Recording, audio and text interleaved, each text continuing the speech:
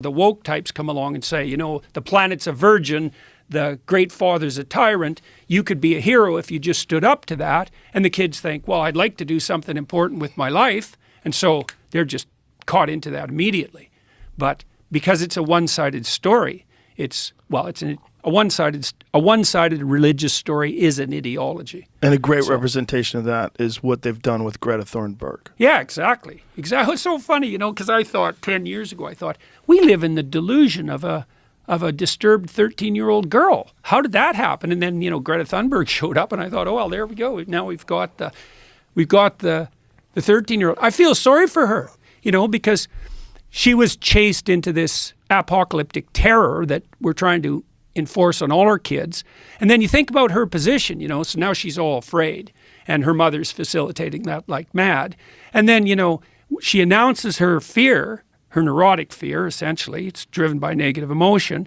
And, Macron says to her, oh my God, Greta, you're absolutely right, and bows. It's like, what the hell's a girl to think? Because what she really wants is to freak out a bit and for someone calm and reasonable to say, hey, look, kid, the apocalypse has always been on us. It's always the case that the future has the possibility of being dreadful. But, we've conquered terrible things in the past and overcome massive obstacles, and there's no reason at all not to assume that we can do the same thing. That's a very important point. Well, yeah. It's such an important point because there's never been a time ever where everything was perfect. Well, that's for sure. There's never been a time ever environmentally where the Earth was stable.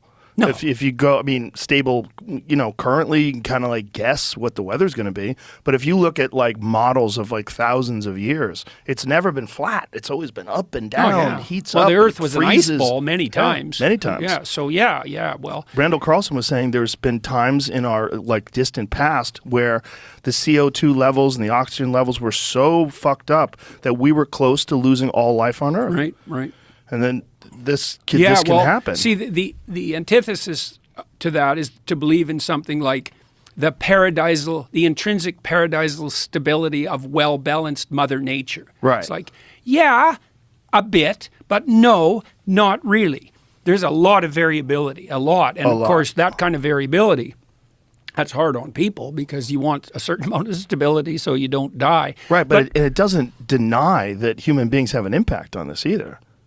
No. Well, this is why I really respect Bjorn Lomborg, because Lomborg's hard to grasp because he forces you to think complexly. He says, well, we don't have one problem, carbon dioxide, which is, I don't even think it's clear that carbon dioxide is actually a problem, but we can leave that aside. That'll get me in trouble with the College of Psychologists again. But, Lomborg says, it's a factor. Yeah, it's a factor. Yeah. But there's lots of factors, and God only knows what the most pressing problems that confront us truly are. When I wandered through the ecological sustainability literature about 10 years ago, and, I concluded a couple of things. One was that the best way forward to a sustainable planet is to make everyone who's poor rich as fast as you possibly can. And that's Lomborg's position, not to put limits to growth on, because it turns out if you get people above about $5,000 a year in average GDP, they start taking a long-term view of the future instead of scrabbling around in the dirt trying to get lunch, and you're going to burn everything up around you to stay alive if you have to. Right. But if you got a bit of wealth and now you can think over, maybe a 20-year period, which is quite the damn luxury, then you actually start being concerned about, the quality, the aesthetic quality of the local environment. And so I was so excited when I found that data because I thought, oh, this is so cool. It means that we could have our cake and eat it too. We could work really hard to provide cheap, reliable energy, at the lowest cost possible to the widest number of people worldwide. And the emergent consequence of that would be the whole planet would clean itself up.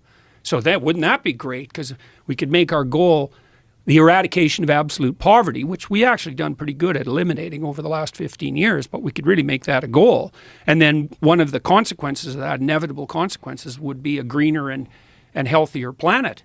And then you think, well, why aren't we doing that? And that's a question, all right. And I think part of the reason is I've been trying to understand the driving ideas underneath this globalist utopian tyranny that seems to be developing from the top down. And I think it's driven, at least in part, by this religious vision that I already described, that you have to construe culture itself, especially industrial culture, as the tyrannical father raping and pillaging everything in its way, which is an unbelievably dangerous way to think, too one-sided. And the idea that you have to impose limits to growth on people in order to have a sustainable planet. And that's allied with a view that probably stems all the way back to people like Paul Ehrlich in the 1960s, who really believe,